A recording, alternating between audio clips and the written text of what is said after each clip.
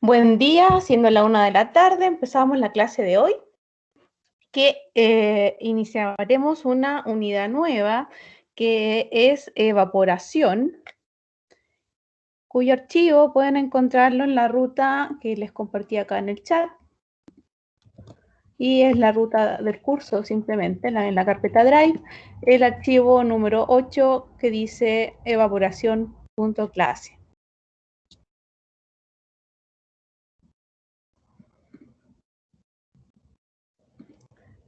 Empezamos entonces.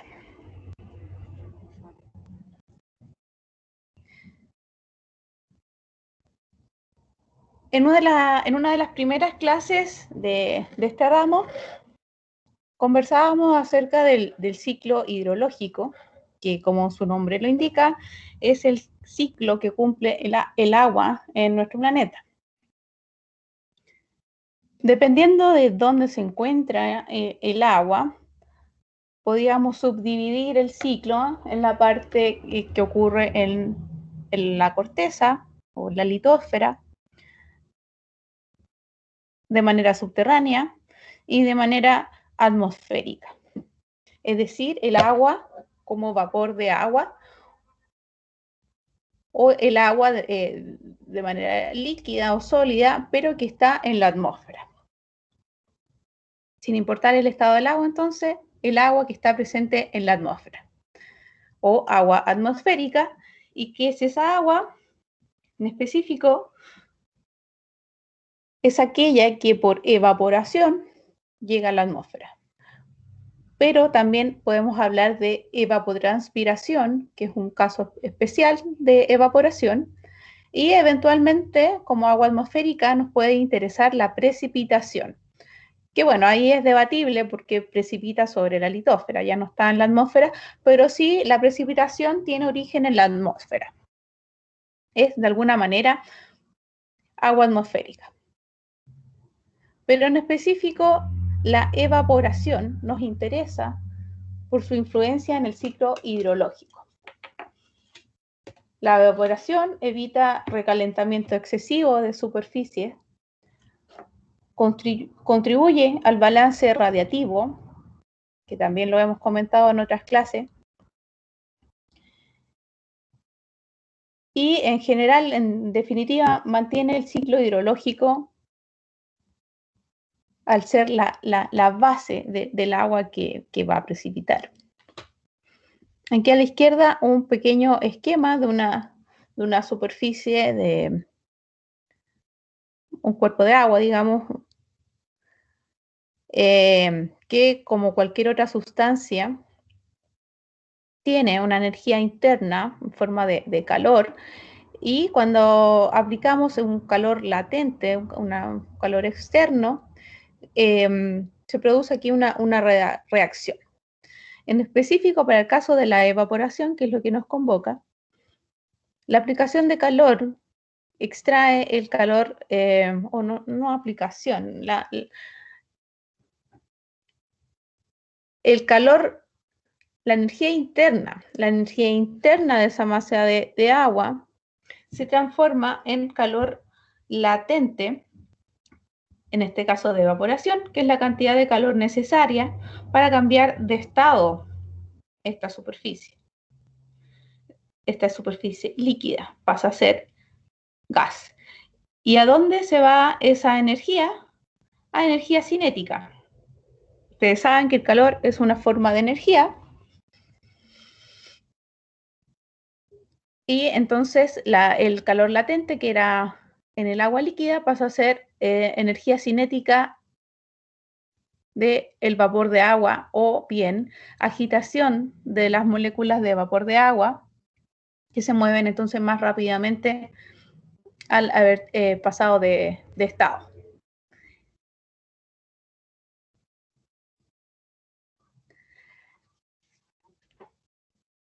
Volviendo al ciclo hidrológico y en definitiva a la disponibilidad de agua, está estrechamente relacionado con la estimación de la evaporación. ¿Se imaginan de dónde proviene el agua que está en la atmósfera y que eventualmente va a precipitar? Bueno, si no se lo imaginan, es de evaporación de las superficies de agua continentales o incluso el mar. De aquí la importancia del mar en el ciclo hidrológico como fuente de agua líquida que se evapora y se acumula en la atmósfera. Todo bien que se evapore desde el mar, ¿no es cierto? Pero cuando hablamos de evaporación desde superficie de aguas continentales, puede ser no problema, pero sin duda algo a tener en cuenta, sobre todo cuando hablamos de ciertas obras hidráulicas, que vamos a ver más adelante. Ah, no puse el dibujo. A ver, no. Pero sí se pueden imaginar que la evaporación desde la superficie o del espejo de agua de un embalse es un aspecto sin duda a considerar en el diseño. Si la evaporación resultara extrema, voy a terminar embalsando menos agua de lo que yo estimé.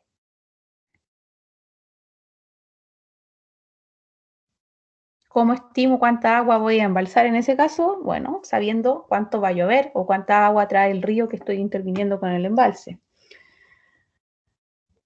La cuantificación o la idea de estimar la evaporación, entonces, es de mucha importancia en algunas obras, como las obras de regulación que acabo de mencionar, el tema del embalse, porque finalmente la evaporación constituye una pérdida para el objetivo de mi obra hidráulica. Otro caso podría ser una obra de riego. Una obra de riego que conduzco el agua al predio. Si lo conduzco por un canal, obviamente va a haber más evaporación. Si es que la conduzco por una tubería. Y en general, cualquier obra agrícola o la ingeniería agrícola en general está estrechamente relacionada con la evaporación, porque lo que busca es mantener una cierta humedad en el suelo que sea apta para el cultivo de interés.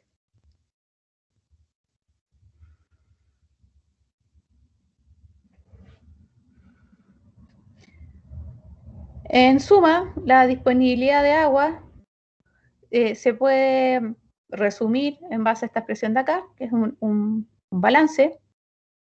¿Se acuerdan? Veíamos en el primer PowerPoint, hacíamos un ejemplo de un balance en un embalse. Todo lo que entra tiene que ser igual a lo que sale. Y si no es igual es porque hay una variación de volumen. Y considerando un balance para una cuenca en un año hidrológico, llegábamos a esta expresión simplificada que básicamente es el caudal que sale de la cuenca, es igual a la precipitación menos la evaporación. Y en específico, ET. ¿Qué es ET? Evapotranspiración, que sería la evaporación propiamente tal, más un caso especial de evaporación que es la transpiración.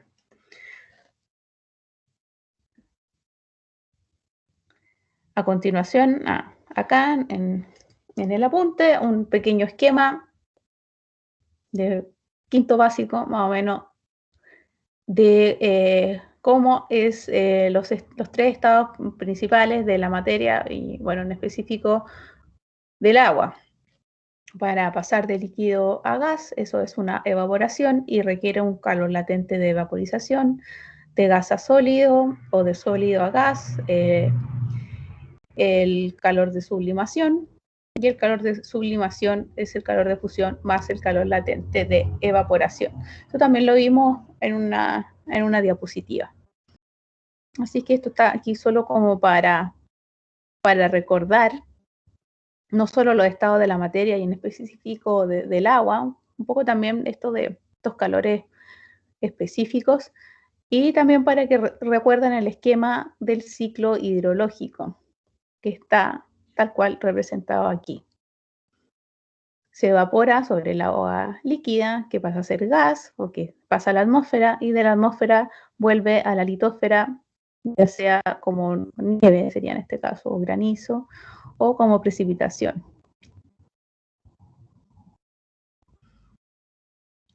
Bueno, la ecuación esta del balance hídrico, caudal igual precipitación menos evapotranspiración.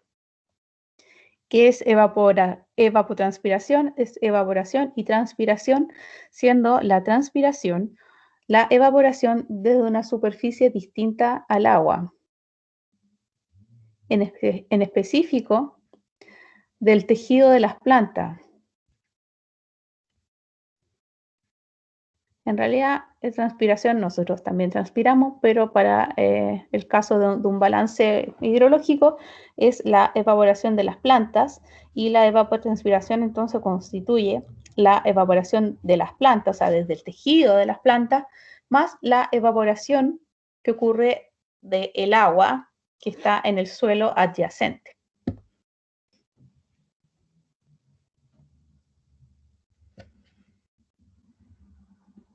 Asimismo, se define en este punto un concepto que se llama uso-consumo, un concepto de agronomía, que es el agua para evaporar más el agua para tejido. ¿De qué? De las plantas. Dicho en palabras más sencillas, el uso-consumo en agronomía es el agua que necesita la planta, ya sea porque se evapora en las condiciones en que vive la planta y también porque ocupa agua para sus tejidos. Esto solo como alcance para ilustrar más el tema de la ET. Entonces se evaporó, queda el agua como gas, como vapor de agua en la atmósfera y eventualmente va a precipitar, que es la unidad siguiente a esta, estamos aquí en esta unidad, la unidad siguiente va a ser precipitación.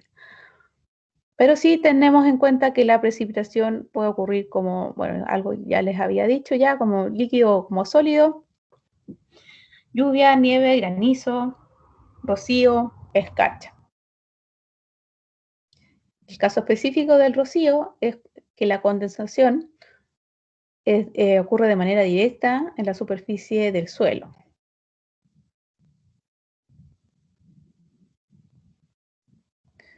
Lo mismo la escarcha.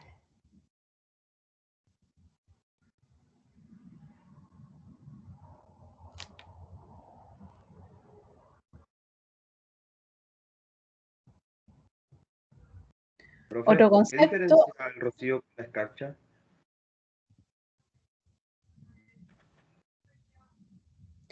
el rocío es líquido y la escarcha es sólido. Ay, ay, ay. Gracias. A ver, aquí está condensación. Condensación, vamos de, es que claro, condensación puede ser de gas que vaya a líquido o que vaya a sólido. Por eso aquí es condensación para las dos. Y que es directa a la superficie del suelo, o sea, como que no viene de la nube. La nube tradicional, no la nube tecnológica.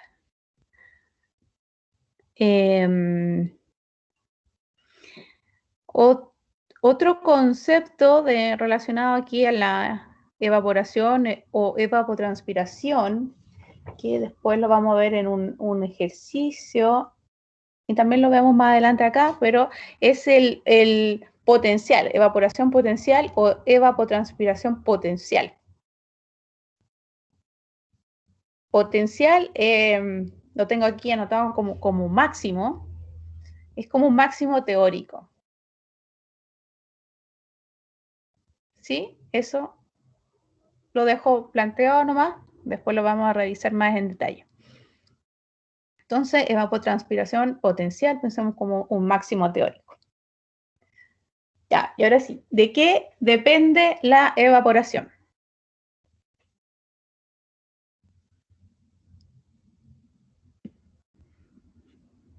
que es la página siguiente.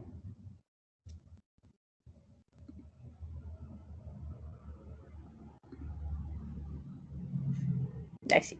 ¿De qué depende la evaporación? De tres cosas. El poder evaporante de la atmósfera, las características de la superficie evaporante y, aunque parezca obvio, de que haya agua. Si no hay agua, no hay evaporación. Sí o sí. Bueno, de estas tres cosas, de estos tres factores que influyen en la evaporación, tal vez el más, no sé si difícil, pero el más poco común, el más etéreo, es el primero, que es el poder evaporante de la atmósfera. En términos sencillos, el poder evaporante de la atmósfera son la serie de factores atmosféricos que controlan la evaporación, independiente de la disponibilidad de agua o de la superficie. Repito, entonces el poder evaporante de la atmósfera son los factores atmosféricos que controlan la evaporación, independiente de que haya agua o independiente de la superficie desde la cual se está evaporando.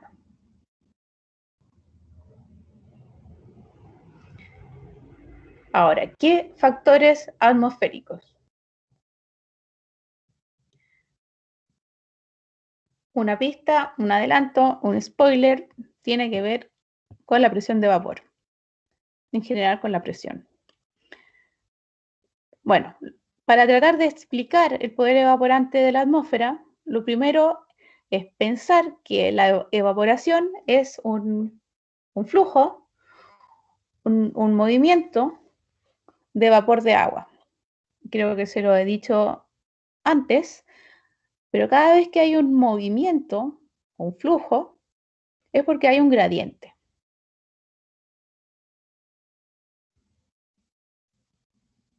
Ese gradiente puede ser topográfico, eléctrico.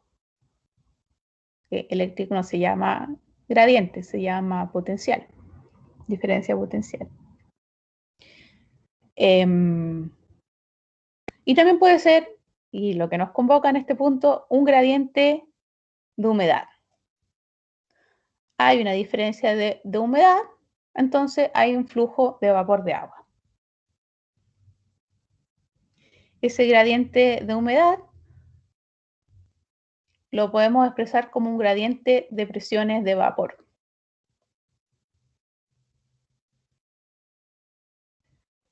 La presión de vapor es una medida indirecta del contenido de humedad. Entonces, no tiene nada de extraño que este gradiente de humedad se represente entonces como un gradiente de presiones de vapor. Gradiente, si le complica la palabra, es una diferencia. Si sigue complicado, es una resta. Aunque si le complica la palabra gradiente, preocúpese porque debería ya tenerlo internalizado.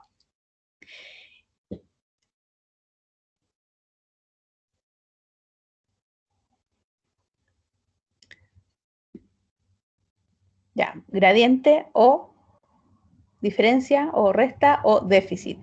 Una resta. Déficit. Delta. ¿Déficit de qué? De presión de vapor, E sub S, menos presión de vapor, pero del aire, E sub A.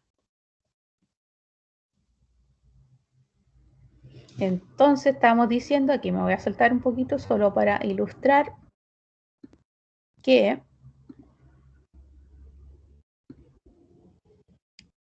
estoy planteando que, ¿cómo escribo el lápiz? Algo así. Sí. Que hay un déficit o un delta. Uy.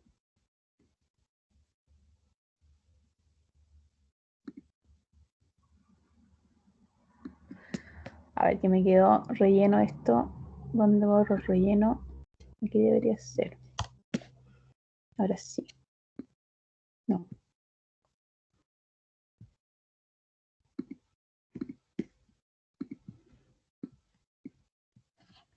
Creo que ahí. No. Ah, aquí está. Ahí sí.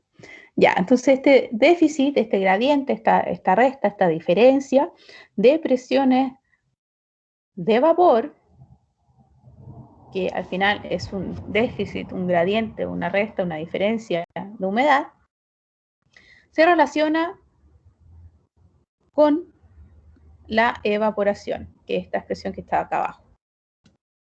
¿Cómo se relaciona? Con esa constante K que vamos a analizar después. Pero de momento volvamos a este déficit. En la parte izquierda hay un elaborado esquema de qué es lo que pasa. Por una parte está la superficie de agua a presión de vapor saturado, porque es agua, entonces está saturada. ¿Qué es saturado? ¿Saturado de qué?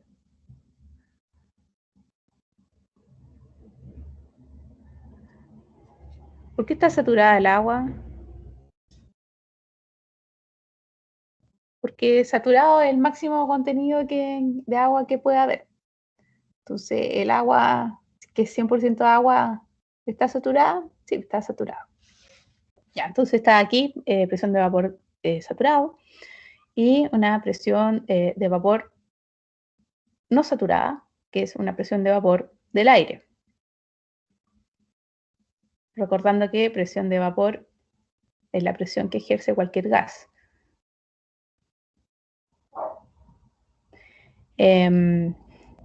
Entonces, estas dos superficies o estos dos volúmenes de características distintas, voy a decir que en algún momento una de las dos le gana a la otra. Si el E sub S le gana al E sub A, se produce evaporación. O si el déficit es mayor que cero, se produce evaporación.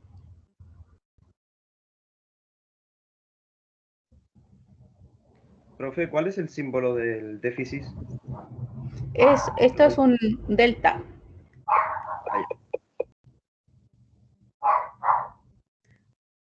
Me quedó la duda si es un delta inventado o un delta griego, ¿no? Porque aquí lo tengo como con otro delta. Ya, pero es una D de déficit. A ver, delta abecedario griego.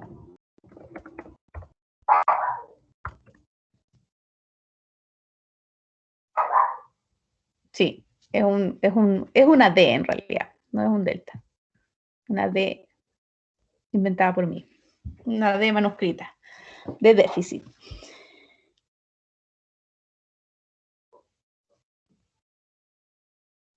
Ya, entonces cuando el déficit de delta inventado es menor que cero, ¿qué es lo que pasa? ¿Cómo hago que esto sea menor que cero? Que el E sub A sea mayor que el E sub S. Y si en el caso contrario se produce evaporación, ¿se imaginan qué se produce en este caso? Cuando el E sub S es menor que el E sub A. O cuando la presión de vapor del aire le gana, supera a la presión de vapor del agua.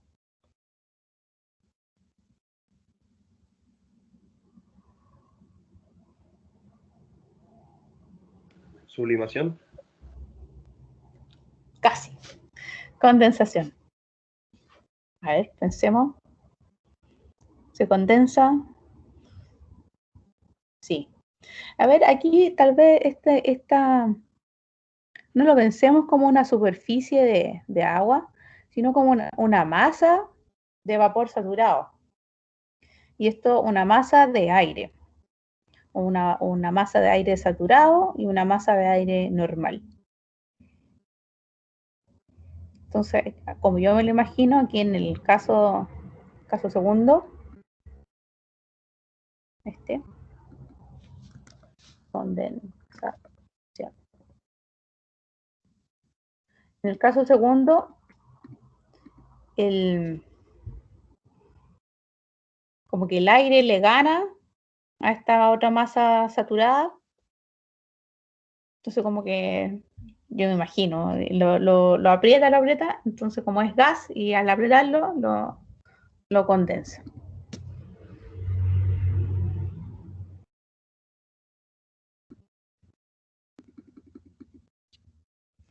Ya, ahora volviendo, explicamos lo que es el déficit higrométrico. Pero ¿por qué lo estamos viendo? Porque una persona se dio cuenta que este déficit es directamente proporcional a la evaporación. Bueno, y esa persona fue Dalton en 1802, dijo, entonces esto se relaciona con una constante, K.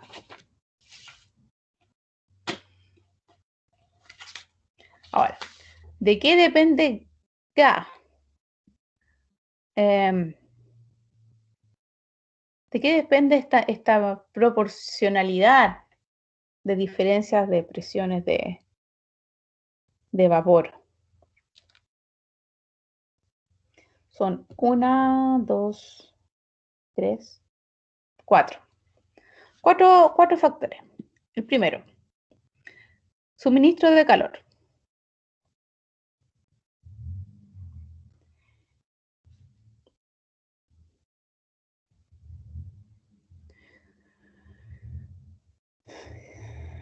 A ver, si hay suministro de calor, que sería principalmente la radiación del sol, hay evaporación. Si hay evaporación, es porque el calor que estaba aquí en el agua pasa a ser calor latente de vaporización, se evapora. Al haber un flujo de calor, hay una disminución de temperatura.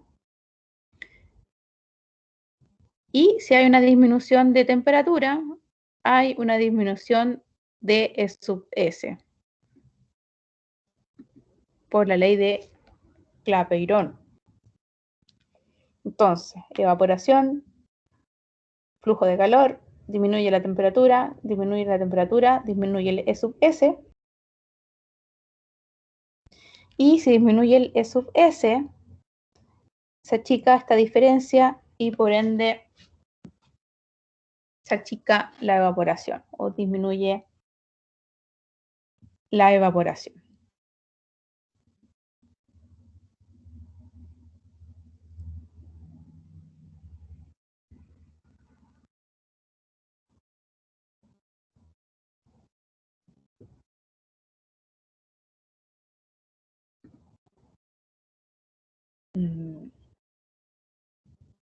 A ver, sonó raro eso. Hace sentido, ¿no? Como medio raro.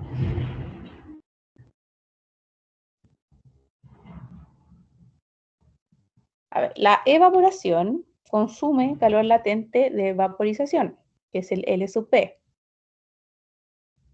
Ah, claro. Sí, hasta ahí estamos bien. Entonces, la evaporación consume calor latente de vaporización. Si se consume calor latente de vaporización y no hay suministro de calor, la superficie evaporante comenzará a enfriarse. Y si se enfría, también disminuye su presión de vapor saturado, el E sub S. Entonces, eventualmente se va a anular el déficit higrométrico. Ahí sí. Entonces, ¿qué pasa? Si yo suministro calor, que es el título, si yo suministro calor, eso no ocurre. Es decir, si hay suministro externo de calor, no va a haber enfriamiento. Y por eso la evaporación ocurre de día.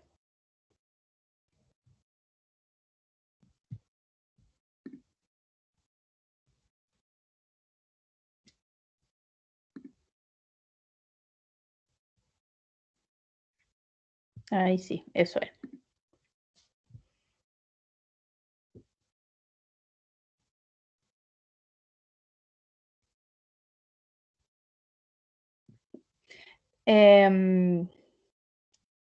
Ahí sí. Entonces, en el día que hay radiación, hay aporte de calor, suministro de calor. Entonces, la evaporación sigue. Ahora, en la noche, cuando no hay suministro de calor, ocurre lo contrario, que es la condensación. O sea, sería como un traspaso de calor desde el aire a la superficie. O sea, más que superficie es que haya condensación, o sea, que se aporte desde la masa de aire a una masa de agua. Y eso, lo contrario, entonces ocurre en la noche, sin suministro de calor. Si hay suministro de calor, entonces hay evaporación. Estamos viendo factores que influyen en esta constante K. El segundo es la presencia de viento. Pasa que en ausencia de viento, o sea, este es viento, ¿no? Por si acaso, este esquema muy sofisticado que está acá. Pero pensemos por un momento, sin viento, o sea, no está esto.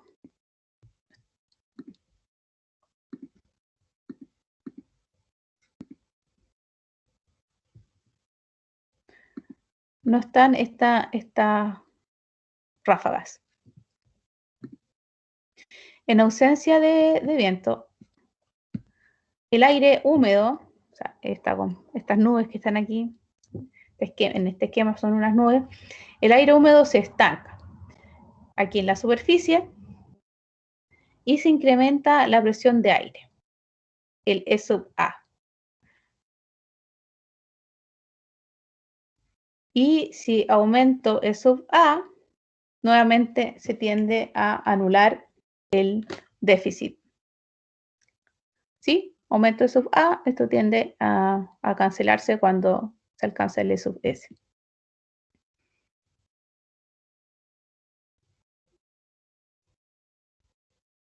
Ahora, cuando hay viento, se produce un movimiento de las masas de aire húmedo.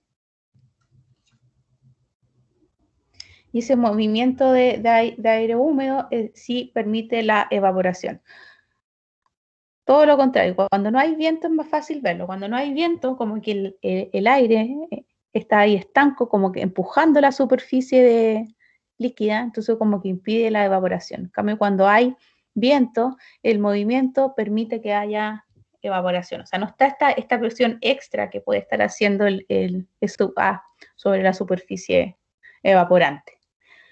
Y aquí, ¿qué hace este café acá? Bueno, es un ejemplo de que cuando uno se está tomando un café o cualquier otro líquido caliente, no necesariamente café, uno lo sopla. Lo soplamos, incorporamos viento, haciendo que se muevan las masas de aire húmedo sobre la superficie evaporante del café, y ese movimiento disminuye la temperatura o aumentando la evaporación, y por ende nos tomamos el café.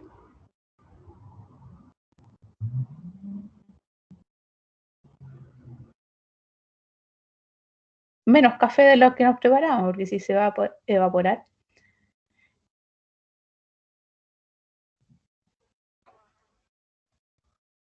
Entonces ahí le ponemos un platillo encima al café, esperamos que se condense. Ya, en fin, se entiende el ejemplo, creo.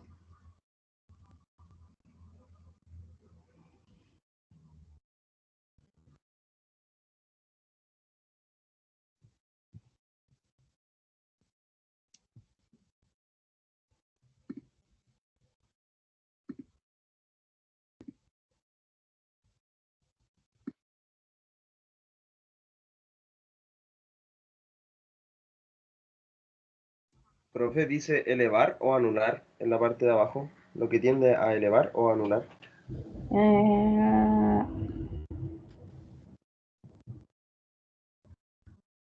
A anular. En ausencia de viento, el aire húmedo se estanca en la superficie, incrementando la presión de aire, lo que tiende a anular el delta, el D, déficit.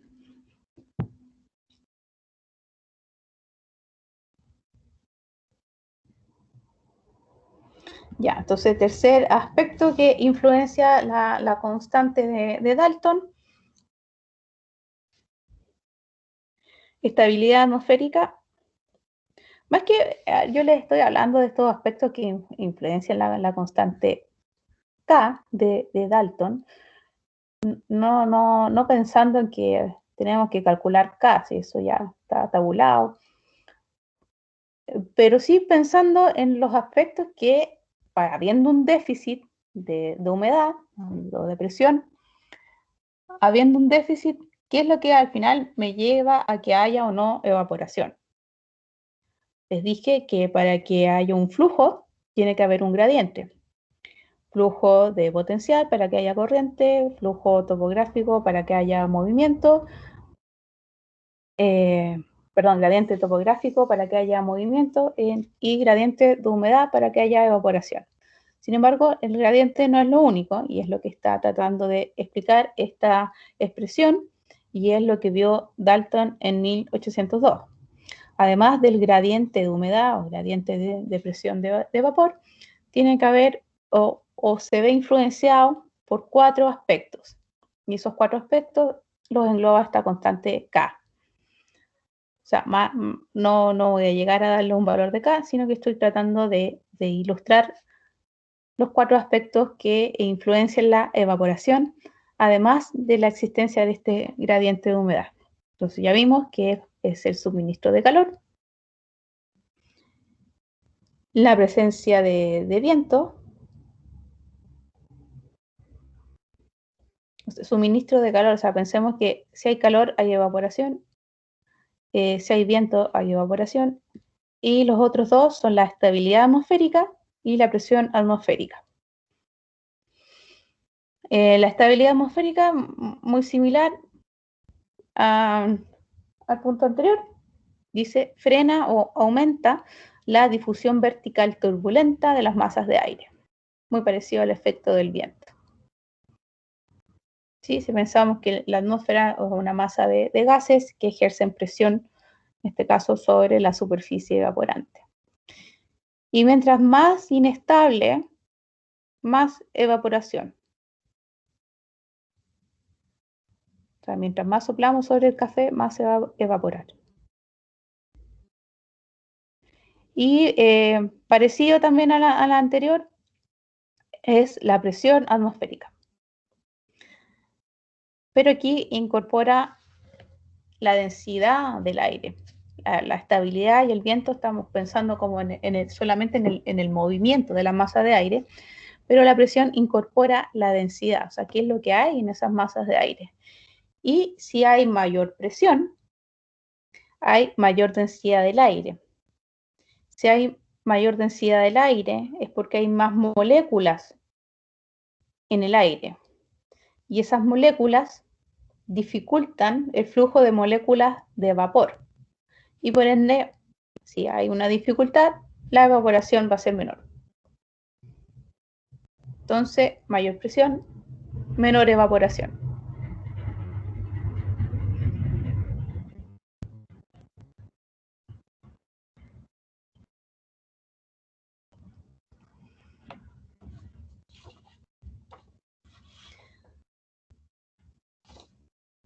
Y hasta ahí, entonces, los 4 puntos que influyen en la evaporación, pensando en un déficit de presiones de vapor. Y ese déficit, diferencia, ese delta, ¿qué otra cosa dijimos? Se resta, ese gradiente, es el primer aspecto de los factores que influyen en la evaporación. Y ese primer aspecto decíamos que era el poder evaporante de la atmósfera. Entonces, factores que influyen en la evaporación, poder evaporante de la atmósfera, que se representa con un déficit que es proporcional a la diferencia de presiones de vapor, considerando 4 aspectos. Y el segundo factor que vamos a ver, características de la superficie evaporante. Ya, y esto es como simpático porque el agua se puede evaporar desde cualquier parte en la que esté. Lo más evidente es el agua libre, un embalse, una laguna, el mar, agua libre, 100% saturada porque agua en su máxima expresión, agua libre. ¿Cuánto evapora desde la superficie de agua libre? 100%. Ahora, si el agua no está libre, está ahí escondida o atrapada en un suelo o en el follaje, en la vegetación, en los tejidos vegetales, en todas las partes que puede haber agua. Bueno, en esos casos, y el agua ya no está libre, está mezclada con otras cosas o está contenida en algo, ahí ya no es 100% evaporante, es menor, porque hay fuerzas cohesivas que retienen el agua. O si lo pensamos a nivel molecular, al final es como una estructura que me está reteniendo el agua, y esa estructura es la célula de las plantas o el suelo. Ahora, bueno, agua libre, 100% superficie evaporante, y en un suelo saturado, menor al 100%. ¿Cuánto? Y aquí hay unos valores típicos, valores palta, decimos nosotros en la Santa María. ¿No dicen ustedes cosas paltas y valores palta? Denme las paltas, no se usa.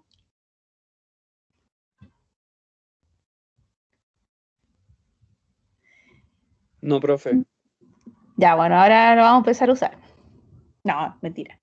Pero la palta es como el tip, así como el detalle que uno necesita y que no necesariamente es tan conocido. Es como, sí, es como el tip.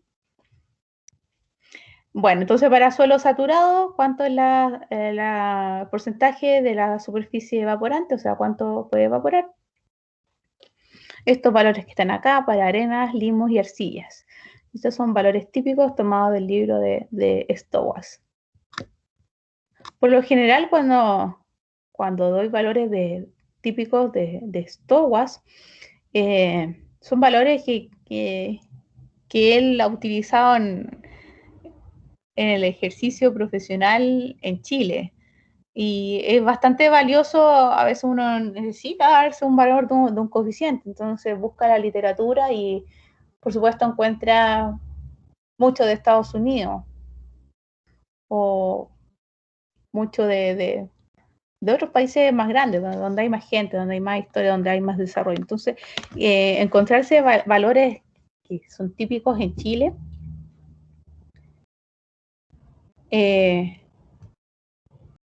es una gran falta. Ya, y pensando en otras características de la superficie, desde la que evapora el agua,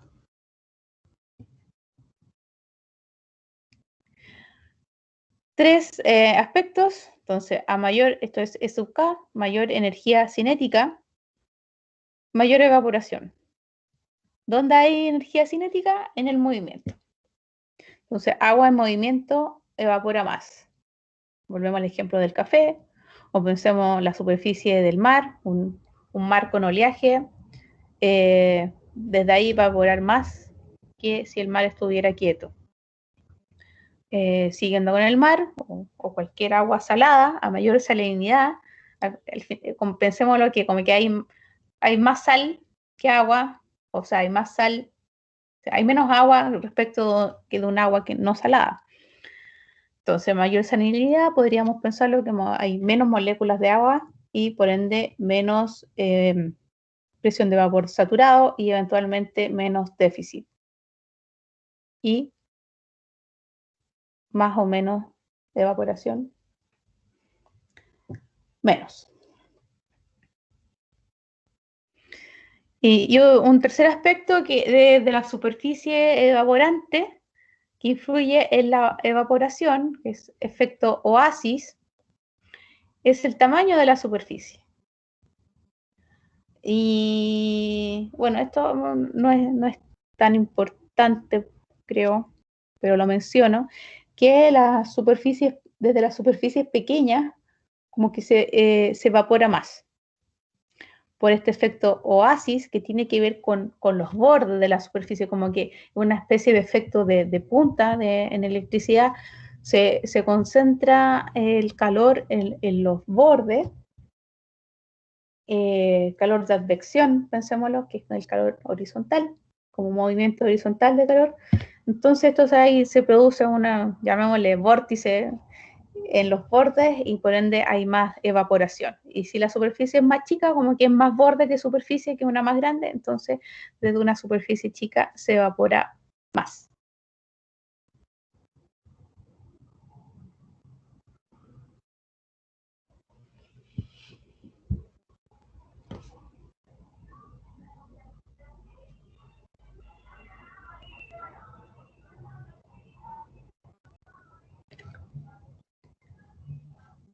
Y el tercer factor que influye en la evaporación, aunque parezca de perogrullo, aunque parezca obvio, es la disponibilidad de agua.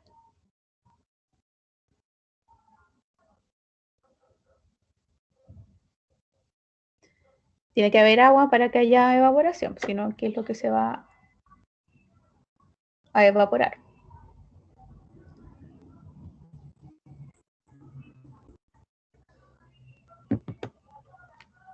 Claro que no es tan directo, hay algunos aspectos a considerar. Lo primero es que, leo, debe ser la disponibilidad de agua mayor al, comillas, poder evaporante de la atmósfera.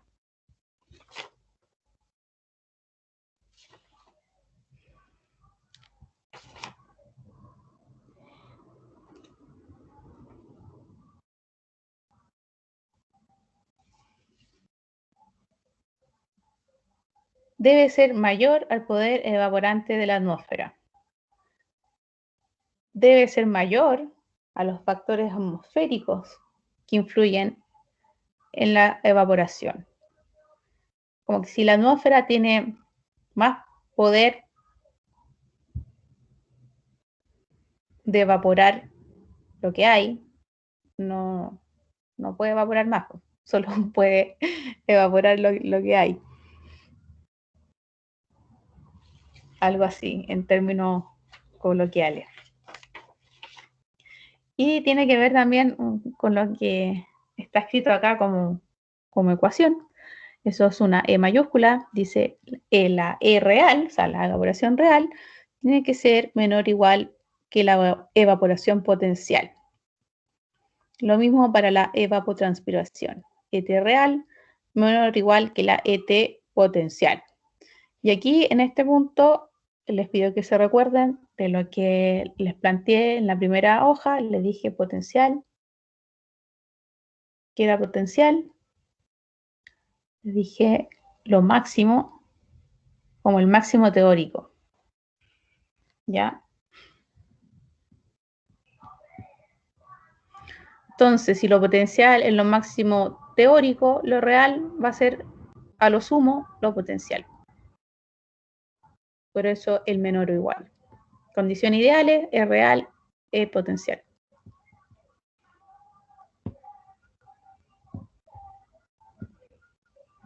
Y ya sabemos ya que la potencial, o sea, lo que sea real, evaporación, evapotranspiración, se ve influenciada por el poder evaporante de la atmósfera. Por eso este potencial, según los aspectos que ya vimos. ¿Cómo mido, cómo estimo la evapotranspiración? Con un instrumento que se llama lisímetro, o bien, como casi todas las cosas, está en función de un coeficiente de cultivo. Y aquí entra esta expresión que está acá. La evapotranspiración entonces es el C sub C o coeficiente de cultivo. Podemos ver un ejercicio en la próxima clase. Coeficiente de cultivo por evaporación potencial.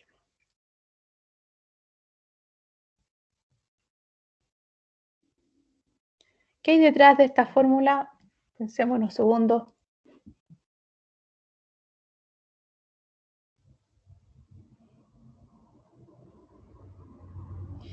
que la evapotranspiración, que como vimos es la evaporación desde la superficie o desde los tejidos de las plantas, la evapotranspiración depende del tipo de planta, dado por el coeficiente de cultivo.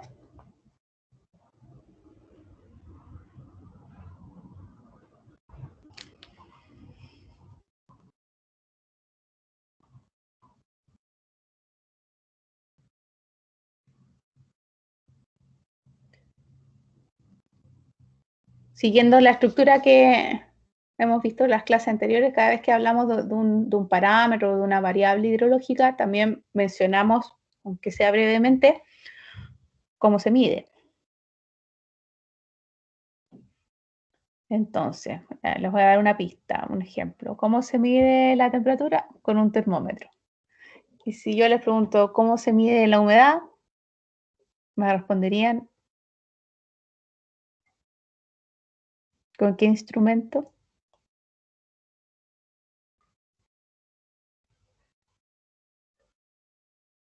No se peleen, pueden decirme uno nomás. Hidrómetro. Ya, bien. Y un ciclómetro también.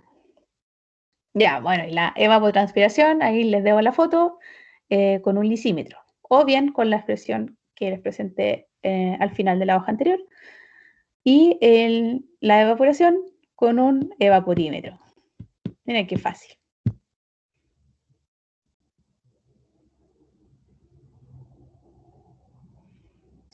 Y que es el evaporímetro, es una cajita donde se pone agua y se mide cuánto se evapora midiendo el nivel de agua en la cajita. ¿Qué cajita? ¿Cualquier cajita? No, una cajita estándar, para que sí yo puedo poner esas cajitas en varios lugares y relacionarlas entre sí. Y para ello, a ver, voy a adelantar acá.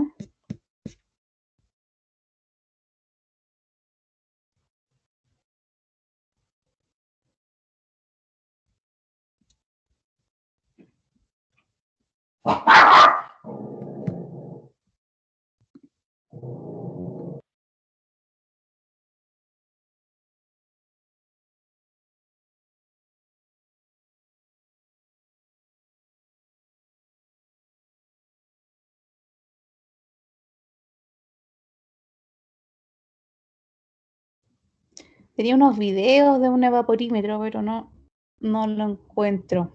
Ahí lo voy a buscar ahora en la pausa, ¿qué hora es? Ah, bueno, podemos hacer la pausa. Ya, quedamos hasta acá y seguimos ¿a qué hora? ¿qué hora es? A las 2:30 seguimos. Por mientras les busco el video. ¿Profe? ¿Profe? ¿Sí? ¿Tiene listo el archivo para la enlace igual que este? Es el mismo. Ah, ya. ¿Lo subió para imprimirlo o algo? ¿Sí? Donde siempre. Aquí en el chat está la ruta directa. Ya, profe, muchas gracias. Ya. Volvemos 2:30.